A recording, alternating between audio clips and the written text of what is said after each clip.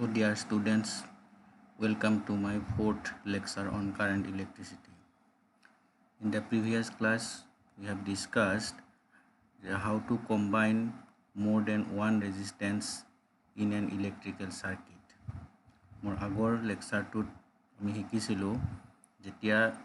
এটাতকৈ বেছি ৰোধক থাকে এই ৰোধবিলাক বৰ্তনীত কেনেধৰণে সংযোগ কৰা হয় সো আজি আমি শিকিম কিৰ্চফছ ল কিৰ্চফৰ সূত্ৰ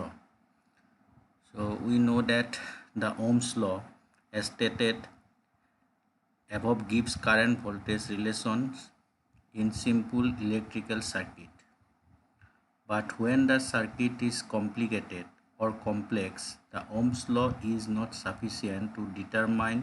all the currents and potential difference in the circuit.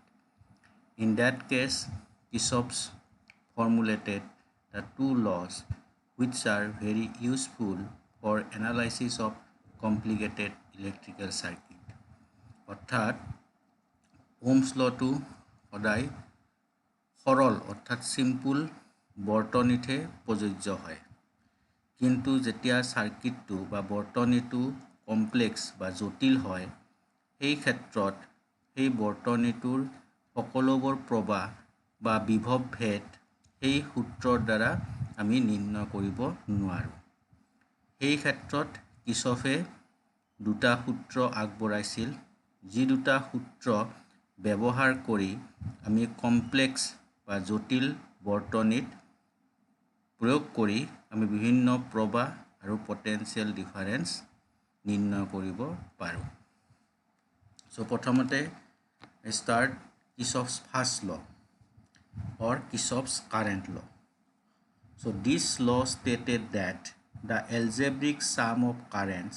meeting at a point or junction is in an electrical circuit is equal to 0. অর্থাৎ এই সূত্ৰ মতে যে কোনো এটা বিন্দুত বা জাংচনত মিলিত হোৱা সকলোবোৰ প্ৰবাহৰ বীজগণিতীয় যোগফলৰ মানটো শূন্য হয় সো আমি এই সূত্ৰটোতে এক্সপ্লেইন কৰিম সো ইয়াতে আমি এটা সাৰ্কিট ডায়াগ্ৰাম কৰি লৈছো ইয়াতে বিভিন্ন প্ৰবাহ চালিত হৈছে আৰু সকলোবোৰ প্ৰবাহ ও বিন্দুত লগ লাগিছে ইয়াতে যদি আমি ডাইৰেকশনটো চাও I1 কাৰেন্টটো ও বিন্দুত সোমাই গৈছে আৰু I2 টো ইয়াৰ পৰা ওলাই গৈছে লিভিং হৈছে ঠিক তেনেকৈ I3 টো ইয়াত সোমাইছে I4 টো ওলাই গৈছে ঠিক I5 টো ইয়াৰ পৰা ওলাই গৈছে so now we consider I1 I2 I3 I4 all currents meeting at point O যে ধৰা হল I1 I2 I3 I4 আৰু I5 এই সকলোবোৰ প্ৰবাহ O বিন্দুত মিলিত হৈছে conventionally আমি জানো a current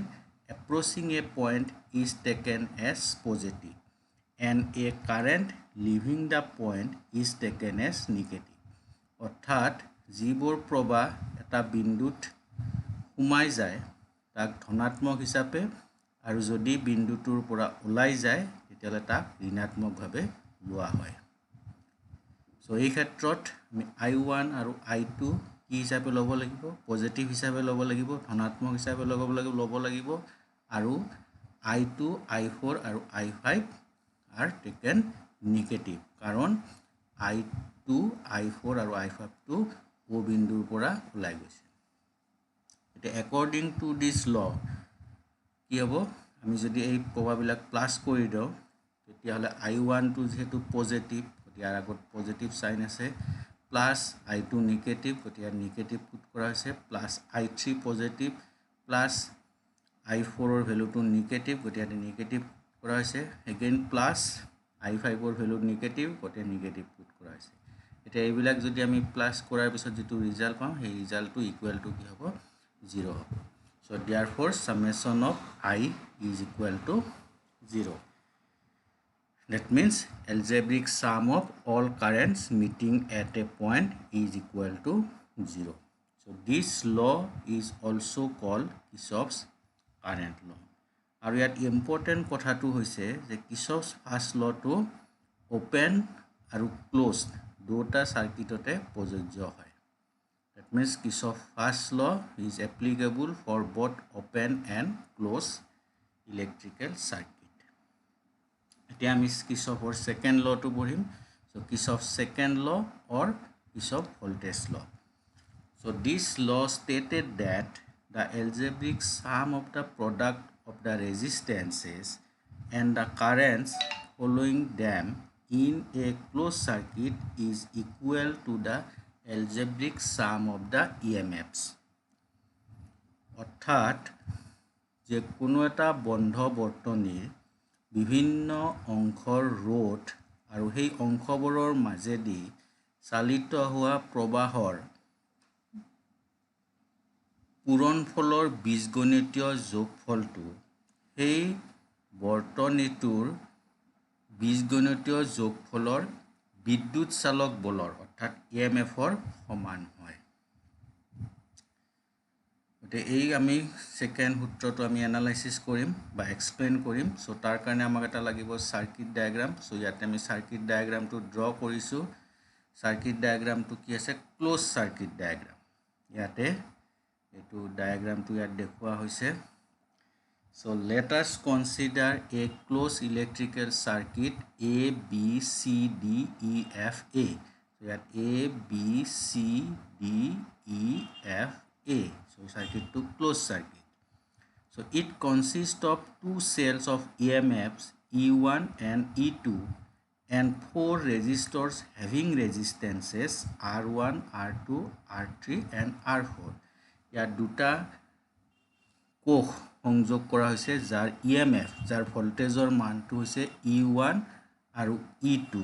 আৰু ইয়াত চাৰিটা ৰোধ যাৰ ৰোধৰ মানটো হৈছে R1 R2 R3 আৰু R4 বৰ্তনীত সংযোগ কৰা হৈছে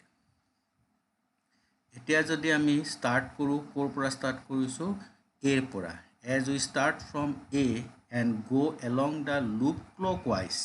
to reach the original point A যদি A ৰ পৰা আৰম্ভ কৰো B লৈকে B ৰ পৰা C C D E F A A ৰ পৰা আৰম্ভ কৰি আকৌ A লৈকে যদি আমি গুছি যাও তেতিয়া হলে আমি ইয়াতে ওহমছ লটো এপ্লাই কৰিলে দুটা বিন্দুৰ পটেনশিয়াল ডিফাৰেন্সটো কি হয় ইয়াৰ প্ৰবাহৰ সমানুপাতিক হয় অৰ্থাৎ V I * R গতে ইটো A পয়েন্ট আৰু B পয়েন্টৰ মাজৰ পটেনশিয়াল ডিফাৰেন্স কিমান হ'ব VA - VB = I1 * R1 I1 টো এই কাৰণে হ'ব ইয়াৰ মাজেদি I1 প্ৰবাহ চালিত হৈছে আৰু ইয়াৰ ৰোধটো হৈছে ইয়াৰ ৰেজিস্ট্যান্সটো হৈছে R1 ঠিক সিমিলাৰলি VB - VC এইটো আৰু এইখিনি বিন্দুৰ মাজৰ পটেনশিয়াল ডিফাৰেন্স কিমান হ'ব VB - VC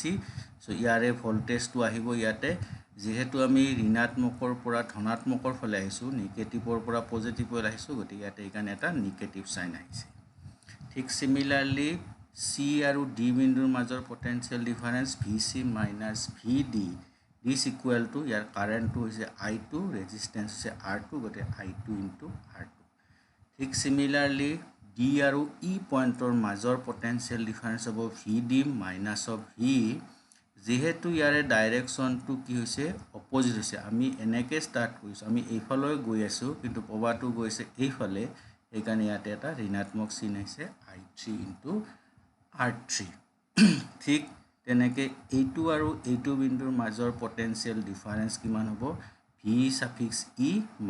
VF is equal to আমি পজিটিভৰ পৰা নেগেটিভৰ গৈছো গতিকে এইটো আহিব E2 আৰু ফাইনালি কি হ'ব F আৰু A বিন্দুৰ মাজৰ পটেনশিয়াল ডিফাৰেন্স হ'ব VF - VA কাৰেন্ট হৈছে I4 আৰু ৰেজিস্ট্যান্সটো হৈছে R4 ইয়াৰ ইম্পৰ্টেন্ট কথাটো হৈছে আমি যোনটো ডাইৰেকশনত গৈ থাকো এই একেটা ডাইৰেকশনত যদি প্ৰবাহটো গৈ থাকে তেতিয়ালে এটো হ'ব ধনাত্মক আৰু যদি অপোজিট ডাইৰেকশনত প্ৰবাহটো ফ্লো হৈছে তেতিয়ালে এটো হৈ যাব ঋণাত্মক ঋণাত্মক আৰু যেতিয়া আমি এটা বিদ্যুৎ কোষৰ ঋণাত্মকৰ পৰা ধনাত্মকৰ ফালে যাও ভিতৰেৰে তেতিয়ালে এটো হ'ব ঋণাত্মক হিচাপে EMF টো ধৰিব লাগিব আৰু যদি আমি ধনাত্মকৰ পৰা ঋণাত্মকৰ ফালে যাও অৰ্থাৎ পজিটিভৰ পৰা যদি নেগেটিভৰ ফালে যাও ভিতৰেৰে তেতিয়া হলে হেতু হ'ব ধনাত্মক যাৰ ক্ষেত্ৰত আমি e1 টো হৈছে মাইনাস আৰু e2 হৈছে প্লাস এতিয়া আমি এই গোটেই কেইটা ইকুৱেশ্যন যেতিয়া আমি এড কৰি দিম এড কৰিলে আমি কি পাম ইয়াৰে লেফট হ্যান্ড সাইডৰ ভ্যালু কেইটা কি হৈ যাব কেনসেল হৈ যাব কাৰণ ইয়াতে সোয়া va প্লাস আছে আৰু ইয়াতে va মাইনাস আছে সিমিলাৰলি ইয়াতে vb2 মাইনাস আছে ইয়াত vb প্লাস আছে সিমিলাৰলি vc ইয়াত মাইনাস আছে ইয়াত প্লাস আছে ইয়াত vd মাইনাস আছে ইয়াত vd প্লাস আছে ইয়াত v মাইনাস আছে এটো ক্ষেত্ৰত v প্লাস আছে ইয়াতে vf ৰ ভ্যালুটো মাইনাস আছে ইয়াতে vf ৰ ভ্যালুটো প্লাস আছে গতে লেফট হ্যান্ড সাইডটো আমি ডাইৰেক্টলি কি হৈ যাব 0 হ'ব right hand part to ki hobo i1 into r1 next minus e1 plus i2 into r2 next minus i3 into r3 plus e2 plus i4 r4 down i4 r4 this equal to 0 ami left hand side to right hand side ot likhisu aru right or part to left hand side এতে ইয়াৰ বে e1 আৰু e2 is emf দুটা আমি যদি right hand সাইডত convert কৰো তেতিয়ালে e1 ৰ ভ্যালুটো plus e2 ভ্যালুটো হৈ যাব মাইনাস এতিয়া আমি যদি ইকুৱেশ্যনটো ভালকৈ অবজাৰ্ভ কৰো তেতিয়া দেখা পোৱা যাব যে ইয়াতে current into resistance plus current into resistance this is also plus আইৰ ভ্যালুটো যেহেতু নেগেটিভ গতে এটো নেগেটিভ হৈ আছে কিন্তু একচুয়ালি আমি ইয়াত কি কৰিছো প্লাস কৰিছো গতে এইখিনি plus i4 into r4 so therefore left hand part to ki hoy jabo summation of I into r ঠিক তেনেকে right hand part ot ase e1 minus of e2 যেহেতু e2 value to negative ot asile ইয়াতে negative আহিছে গতে e1 or পৰা e2 minus কৰিলে কি হ'ব তা emf or ভ্যালু হ'ব যেটো আমি কেনেকে লিখিছো summation of e so this equal to কি হৈ গল summation of I into r this equal to summation of e অর্থাৎ প্রবাহ আৰু ৰোধৰ পূৰণফলৰ বীজগণিতীয় যোগফলৰ মানটো এই বৰ্তনীটোৰ বীজগণিতীয় যোগ emf ৰ যোগফলৰ সমান this law also referred as Kirchhoff's voltage law important কথাটো হৈছে যে Kirchhoff's second law to only applicable hobo in a closed circuit but Kirchhoff's first law is applicable both open and closed circuit aru Kirchhoff's second law to hobo okol bondho bortonir khetrothe projojjo so aji ate moi stop korilu next ami yar কিছুমান numerical problems কৰিব লাগিব